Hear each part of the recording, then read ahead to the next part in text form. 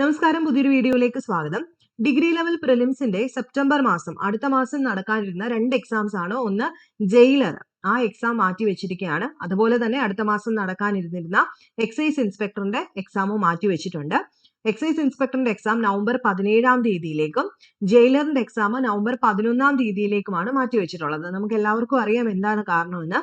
Degree പ്രിലിംസിന്റെ result ഇതുവരെ publish ചെയ്തിട്ടില്ല. ഇപ്പം സെപ്റ്റംബറിൽ നടത്താനാണെങ്കിൽ ഒരു മാസം നമുക്ക് തികച്ച് കിട്ടുന്നില്ല. അതുകൊണ്ട് തന്നെ അവർ മാറ്റി വെച്ചിട്ടുണ്ട്. മറ്റൊരു പ്രധാനപ്പെട്ട കാര്യം എന്താണെന്ന് വെച്ച് കഴിഞ്ഞാൽ ഒക്ടോബർ മാസത്തിലെ അതായത് finalised after the date of confirmation വന്നിട്ടുണ്ട്.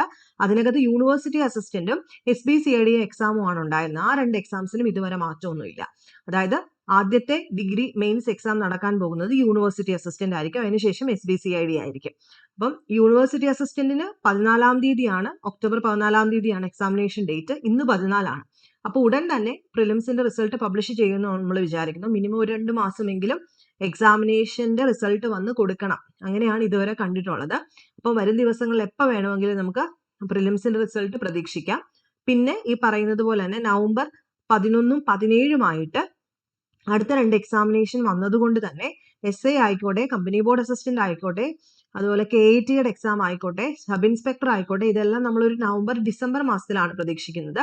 അപ്പം ഒട്ടും സമയം കളയണ്ട, കിട്ടുന്ന ആ ഒരു സമയം മാക്സിമം യൂട്ടിലൈസ് ചെയ്യുക, പ്രത്യേകിച്ച് കമ്പനി ബോർഡ് അസിസ്റ്റന്റ് ഒക്കെ.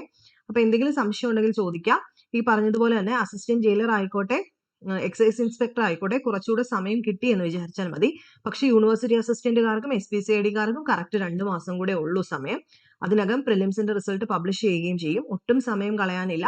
നിങ്ങൾ എത്രയും പെട്ടെന്ന് പഠിച്ചു തുടങ്ങാം. അപ്പോൾ കോഴ്സിൽ ജോയിൻ ചെയ്യാൻ താല്പര്യമുള്ളവരാണെങ്കിൽ, സ്പെഷ്യൽ ടോപ്പിക് ബേസ് ചെയ്തിട്ടുള്ള കോഴ്സിൽ ജോയിൻ ചെയ്യാൻ താല്പര്യമുള്ളവരാണെങ്കിൽ താഴെ ഞാൻ വാട്സ്ആപ്പ് നമ്പർ കൊടുത്തേക്കാം ഡിസ്ക്രിപ്ഷൻ ബോക്സിലായിട്ട്.